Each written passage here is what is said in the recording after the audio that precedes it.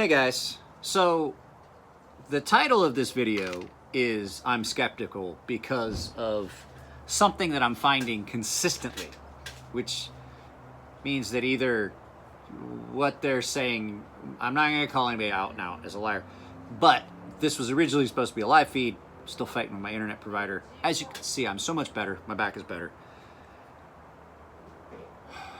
I am currently sharpening Kershaw, but we're going to get into it in a second, what I'm skeptical about. So enjoy the music and the funny timeline.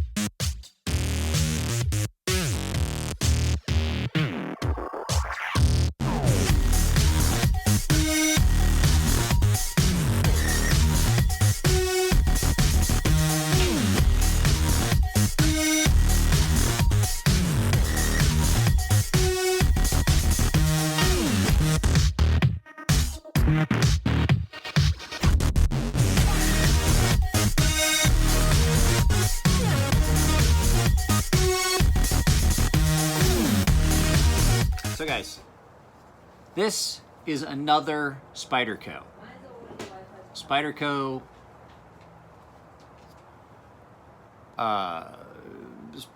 I think this is a Para 2? Paramilitary 2, CPM S30V, and it is the ones made in Golden, Colorado, so this is the same as the last one. And I was talking about the robo sharpening that they've been doing, or say that they're doing. And the reason I say I'm skeptical is because what I'm seeing on this is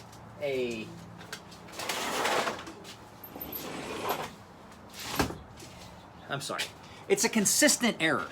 And it's on the same side every time. So that tells me either they are having someone sharpen it that's really good going this way, which I am, and not so good going this way, just like me, on a grinder, and saying they're robo sharpening, or their robot that's sharpening is misaligned.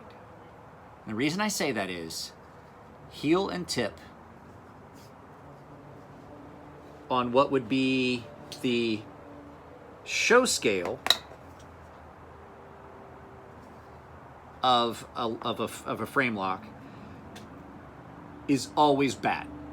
It's been bad. This is the, and I say this because I've sharpened 5 of these now that have come in. You saw the video about the one, like it's horrible, this is bad.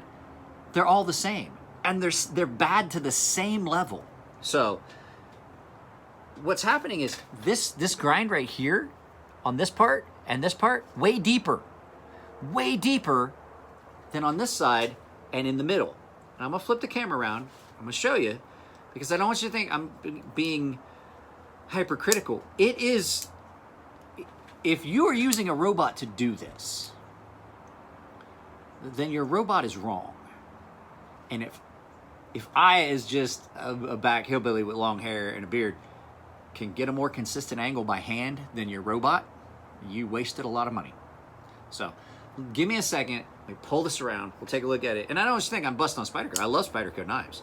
And this was sharp.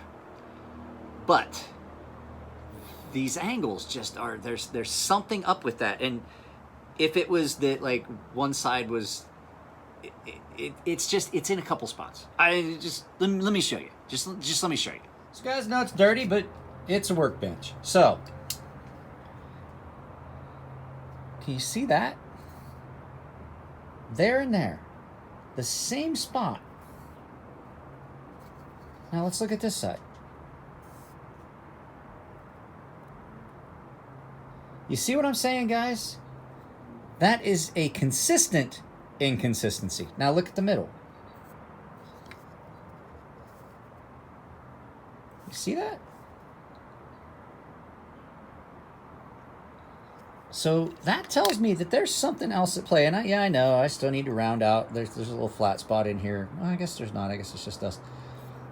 But that is consistently the same on all these knives. Now, and I'm doing the same angle. You can see that this angle is the same.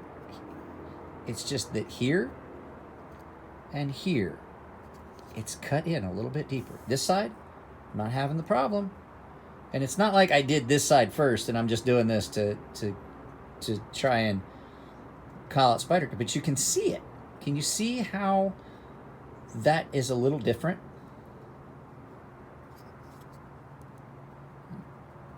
You can see it a little bit better here. So, I mean, I'm trying to wrap my head around that. So when I see things like that, that makes me question. Not necessarily are they, I don't think that they're saying, oh, we use a robot and they got some fucking dude in there. I don't think that. But I also think that they're not taking a good hard look at, there's just things that can lead to that. Like, things in my head that I could think of are the fixture's not the same. You know, if it's a fixture thing where it sits in a plate and grinds, and then it flips over and it sits on the other side and it grinds. That could be it.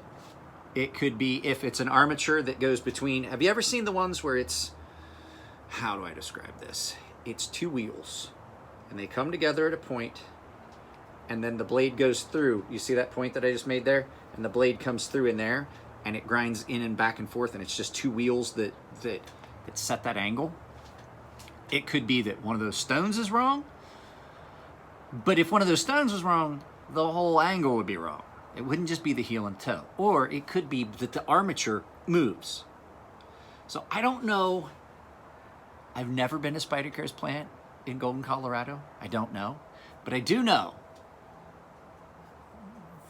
that I've seen enough of these recently with the same exact inconsistency on the same spot. And I was like, that's why I'm doing the video. I was like, you know, I've seen this on enough of them now recently, and it's exactly the same every time.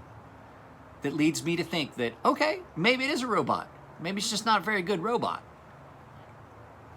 I will say, though, I like this knife. I'm not wanting you guys to think that I'm busted on Spyderco. That's not the issue. The issue is not that. Hang on a second. I am being called by my daughter. So that crisis was averted. Matt's here, by the way. You'll see him in a second. He's on the phone. So, back to what I was saying. Consistent inconsistency tells me that there's something. Consistent inconsistencies. If you have the same flaw across multiple items, that tells me there's something wrong in the process. It's not a bad knife. It really isn't. They're a very nice knife. But there are times where adding more complexities into things can make things more difficult. So the problem is, that's a very significant low spot. It doesn't look like it. But when you're doing it by hand and sharpening it down by hand, it's a lot of material to remove. The thing is, I can't just only remove it on that side. I gotta remove both evenly, which means it's gonna take time for me, which means that now that I've got this here and I've started on it, I gotta let the customer know. Does he want me to fix it completely or just apex it? Which is kind of a weird one for a customer, because I know I want every knife to leave here perfect, but I can't not charge for the extra work. So it's I'm kind of torn on the whole thing. Did it come sharp-ish? Is it that big a deal if you're just a guy that's just going to be the user, the average, just tear into it, just use the knife and things like that? Matt's on the phone with his girlfriend. When he comes around the corner, we'll get his take on it. So hang on a second, and we'll get Matt. We'll get Matt to weigh in on this issue. All right, well, here we go. So Matt's here. I just showed it to Matt.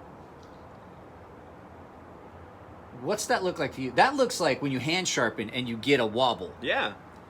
But here, get Matt it does. all the way in. And Matt's a knife nut too. So yeah, Matt, no, it absolutely does. And Matt, you think I've got OCD? Holy shit! So, you know, I hate to say it, but this Kershaw.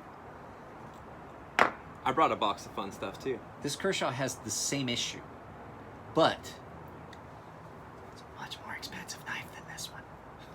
This one's way more expensive. So, guys, not trying to bag on. I don't want the Spyderco fanboys to flip out. I love the Para 2. It's a nice knife. I love that. It's one of my favorite Spydercos. Am I saying it's a bad knife? No, I'm just saying, Spyderco, start taking a harder look at your stuff. Or don't, because people pay me to fix it. So, you know, hey, I'm good with that. All right, guys, that's the end of the video. My back is fine. My back is better. Ask Matt. Matt, come back over here.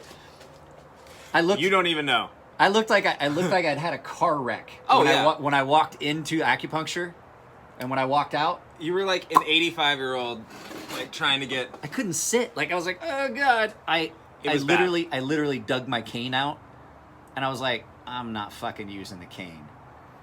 But I looked like I needed it, didn't I? It only took you like a minute and a half to get out of the Uber, so you know, pretty good pit times right there. 25 minutes later, it's like it never fucking happened.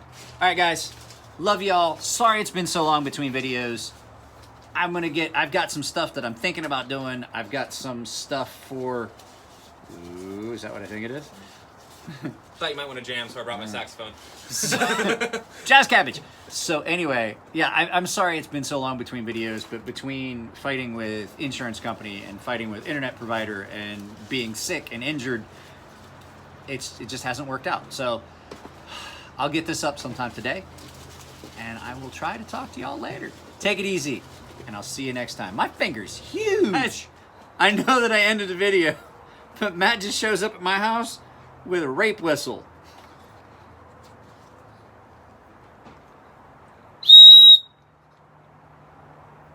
Nothing happened. Like, am I supposed to get raped now? Is that how it works? You blow on it and you get raped? I don't know how it works. It's not a very good joke. It's probably a horrible joke. That is loud as fuck, though. It is. And I like the fact it has a bottle opener on it. Well, you have to have some manly aspect to it, otherwise it's just purely a rape whistle. Matt, are you worried? I came to Mike's house. I made sure I brought my rape whistle. You never know. All right, guys, end of the video. I will talk to you guys later. Jason McCoy just DM'd me. I've got to figure out what that's about. I will talk to y'all later.